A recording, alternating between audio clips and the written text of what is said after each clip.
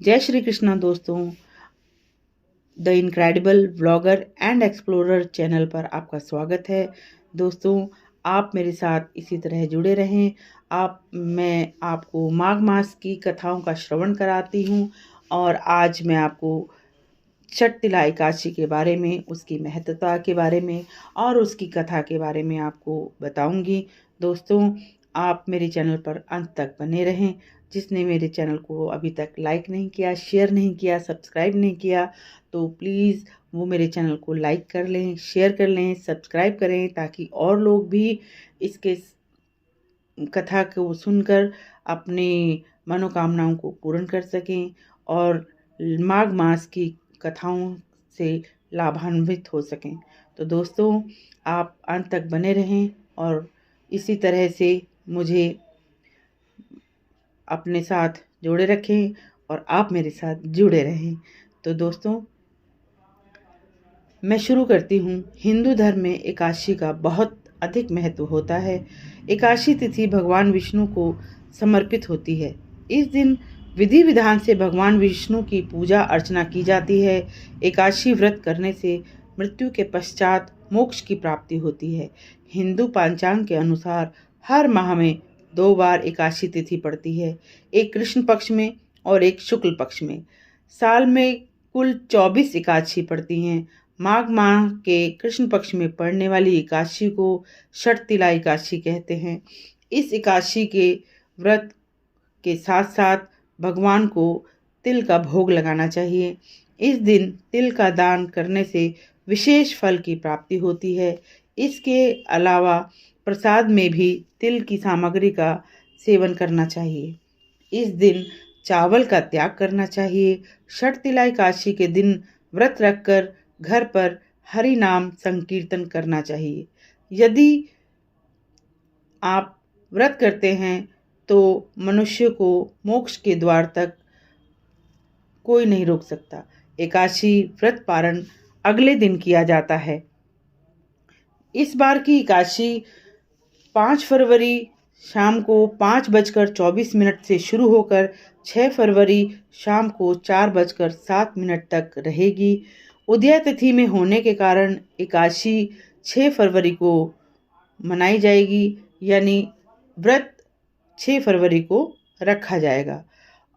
पारण करने का समय 7 फरवरी सुबह 7:04 इसको व्रत का पारण किया जाएगा। दोस्तों, अब मैं आपको छठ तिला एकादशी का उस पर तिल का महत्व मैं बताती हूँ। पौराणिक कथाओं के अनुसार जितना पुण्य कन्यादान, हजारों वर्षों की तपस्या और स्वर्ण दान करने के बाद मिलता है, उससे कहीं ज़्यादा एकमात्र छठ तिला एकादशी का व्रत करने से प्राप्त होता है। तिल का उपयोग पूजा, हवन, प्रसाद, स्नान, दान, भोजन और तर्पण में किया जाता है। तिल के दान से दान का विधान होने के कारण यह एकादशी छठ तिला एकादशी कहलाती है। दोस्तों, छठ तिला एकादशी की पूजन विधि कैसे व्रत करना चाहिए और कैसे इसकी पूजा की जानी चाहिए, वो मैं आप कहती हूँ। आप लोग ध्यान से सुने और हो सके तो आप इसे पूरा करने की कोशिश करें। दोस्तों, सुबह जल्दी उठकर स्नान आदि से निवृत्त हो जाएं। घर के मंदिर में दीप प्रज्वलित करें। भगवान विष्णु का गंगा जल से जलाभिषेक करें।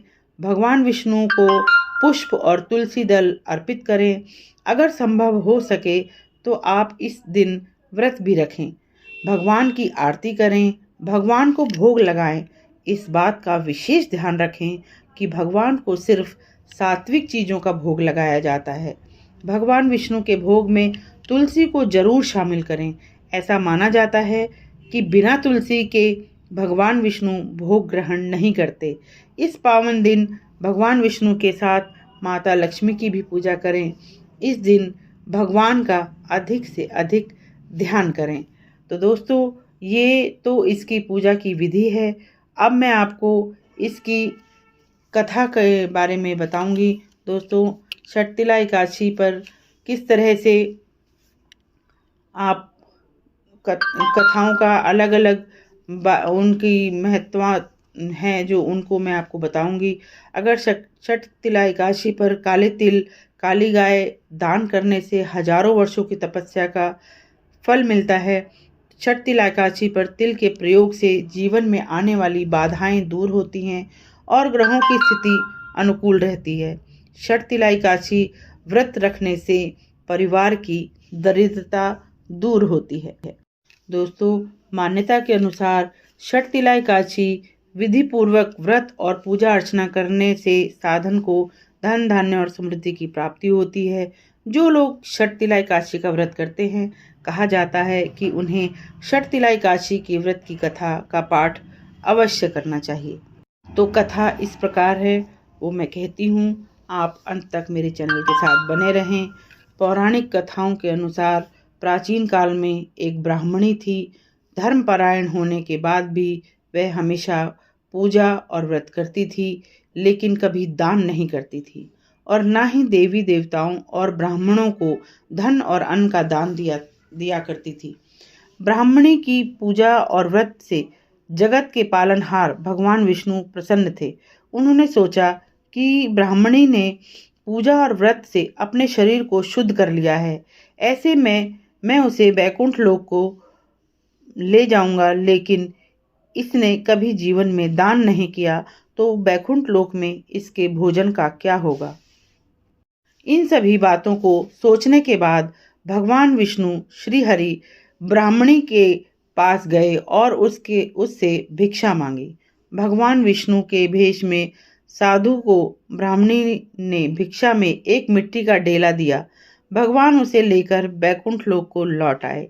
कुछ समय के पश्चात ब्राह्मणी का देहांत होने के बाद जब वह वैकुंठ लोक में आई तो ब्राह्मणी को भिक्षा में मिट्टी देने की वजह से वैकुंठ लोक में महल प्राप्त हुआ, लेकिन उसके घर में अन्न और कुछ भी नहीं था। ये सब देखकर भगवान श्री हरि ने ब्राह्मणी से बोला कि मैंने जीवन में सदैव पूजा और व्रत किया, लेकिन मेरे घर में कुछ भी नहीं है। भगवान ने उसकी समस्या सुनकर कहा कि तुम वैकुंठ लोक को देवी देवताओं से मिलकर छठ तिला एकादशी व्रत का और दान का महत्व सुनो, उसका पालन करो, तुम्हारी सारी गलतियां माफ होंगी और मनोकामनाएं पूरी होंगी। ब्राह्मणी ने देवियों से छठ तिला एकादशी का महत्व सुना और इस बार व्रत करने के साथ साथ उसने तिल का दान किया। मान्यता है कि छठ तिला एकादशी के दिन व्यक्ति जितने तिल दान करता है उतने हजार वर्ष तक वैकुंठ लोक में सुख प्राप्त करता है। ब्राह्मणी स्त्री ने वैसा ही किया और छठ तिला एकादशी का व्रत रखा। इस व्रत के प्रभाव से उस ब्राह्मण स्त्री की कुटिया अन्न और धन से भर गई। इसलिए छठ तिला एकादशी के दिन अन्न दान करना बहुत महत्व माना जाता है। तो दोस्तों, आज ये कथा छठ तिला एकादशी की यहीं समाप्त होती है। ओम भगवते वासुदेवाय नमः। ओम भगवते वासुदेवाय नमः। ओम भगवते वासुदेवाय नमः। दोस्तों, आप इसी तरह मेरे चैनल पर बने रहिए, मेरे साथ इसी तरह जुड़े रहिए और मास की कथाओं का आनंद लेते रहिए। मैं कल फिर आऊँगी 12वां अध्याय लेकर। तो आज यहीं पर मैं आपसे विदा लेती हूँ।